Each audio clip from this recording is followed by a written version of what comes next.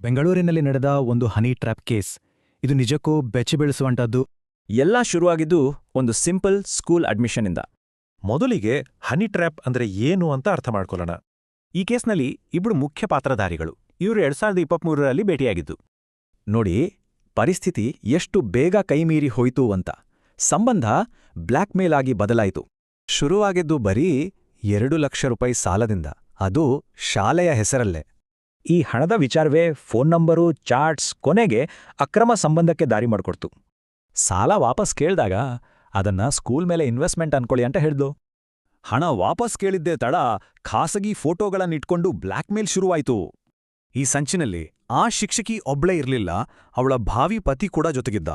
ಅವರ ಮೊದಲ ಡಿಮ್ಯಾಂಡ್ ಬರೋಬ್ಬರಿ 1 ಕೋಟಿ ರೂಪಾಯಿ. ಮಾತುಕತೆ ನಂತರ ಆ ಡಿಮ್ಯಾಂಡ್ 20 ಲಕ್ಷಕ್ಕೆ ಇಳಿತು.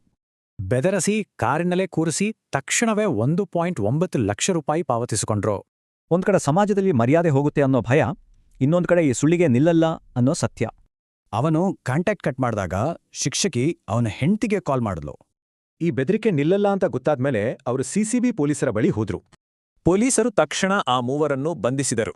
ಈಗ ಅವರ ಮೇಲೆ ಗಂಭೀರ ಆರೋಪಗಳಿವೆ. ಸರಿ, ಈ ಪ್ರಕರಣದಿಂದ ಕಲಿಬೇಕಾದ್ದು ಏನಿದೆ? ಯಾಕೆದು ಇಷ್ಟು ಮುಖ್ಯ? ಇಂಥ ಬ್ಲ್ಯಾಕ್ಮೇಲ್ನಿಂದ ಪಾರಾಗಲು ಕೆಲವು ವಿಷಯಗಳನ್ನ ನೆನಪಿನಲ್ಲಿ ಇಡಬೇಕು.